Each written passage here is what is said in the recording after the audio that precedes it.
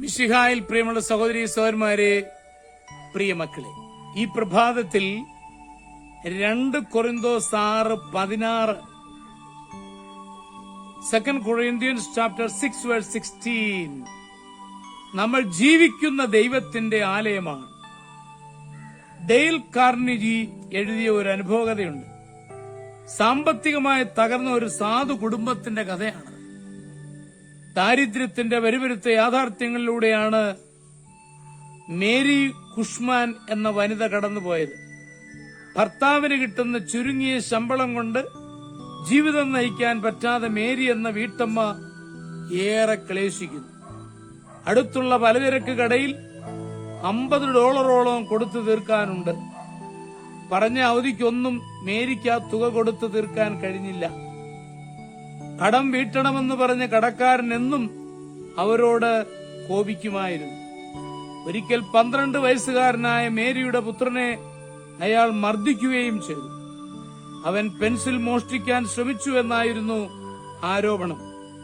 വേദനയും അപമാന ഭാരവും സഹിച്ച് നിഷ്കളങ്കനായ ബാലൻ വീട്ടിലെത്തിയ അമ്മയോട് പറഞ്ഞു, വിശന്നു തളർന്നിരുന്ന അവൾക്ക് കുഞ്ഞിന്റെ ഈ വിലാപം കൂടി താങ്ങാനുള്ള കരുത്തുണ്ടായിരുന്നില്ല.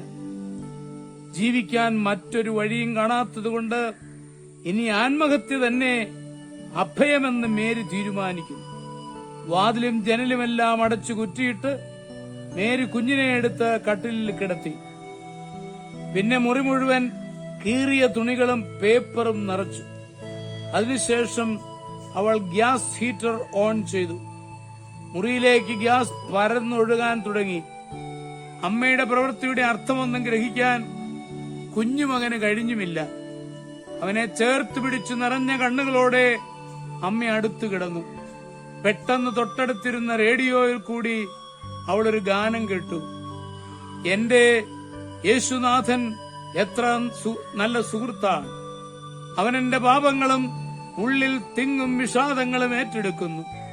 നമ്മുടെ ഉത്കണ്ഠയ്ക്കും വിഷാദത്തിനും എന്താണ് കാരണം? നാം നമ്മെ തന്നെ പൂർണ്ണമായി ഈശോയ്ക്ക് നൽകുന്നില്ല. പ്രാർത്ഥിച്ചു നാം ശക്തി നേടുന്നില്ല. ഇതായിരുന്നു ശ്രുതിമധുരമായ ആ ഗാനത്തിന്റെ അർത്ഥം. പെട്ടെന്ന് അവൾ ചാടി എണീറ്റു. താൻ ചെയ്ത തെറ്റിന്റെ ഭീകരത അവൾക്ക് ബോധ്യമായി. ഉടനെ അവൾ ഗ്യാസ് ഓഫ് ചെയ്തു. ജനലും വാതിലും തുറന്നിട്ടു. മുറിയിൽ നിറഞ്ഞ ഗ്യാസ് പുറത്തേക്ക് പോയി. മേരി കണ്ണീരോടെ ഈശോയുടെ തിരുസ്വരൂപത്തിന് മുൻപിൽ മുട്ടുകുത്തി. അവളുടെ കടങ്ങൾ വീട്ടാൻ വേണ്ടിയുള്ള യാചനാ പ്രാർത്ഥനയായിരുന്നില്ല അത്.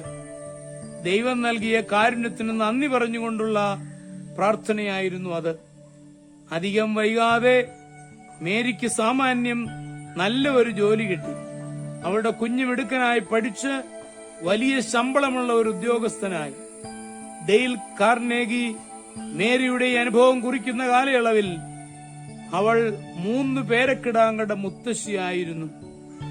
അതേ, സെയിന്റ് വിൻസെന്റ് ഇപ്പോൾ പറയുന്നുണ്ട്, നാം എത്ര കണ്ട് കൂടുതലായി നമ്മുടെ മേൽ വിജയം നേടുന്നുവോ അത്ര കണ്ട് കൂടുതൽ ദൈവം നമുക്ക് അനുഗ്രഹം തരുന്നു.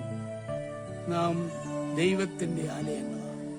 നമ്മുടെ കർത്താവ് ഈശോ മിശിഹായുടെ കൃപയും പിതാവായ ദൈവത്തിന്റെ സ്നേഹവും പരിശുദ്ധാത്മാവിന്റെ സഹവാസവും പരിശുദ്ധ അമ്മയുടെ മധ്യസ്ഥതയും നിങ്ങൾ എല്ലാവരോടും കൂടി ഉണ്ടായിരിക്കട്ടെ, എപ്പോഴും എപ്പോഴും എന്നേക്കും. ആമേൻ.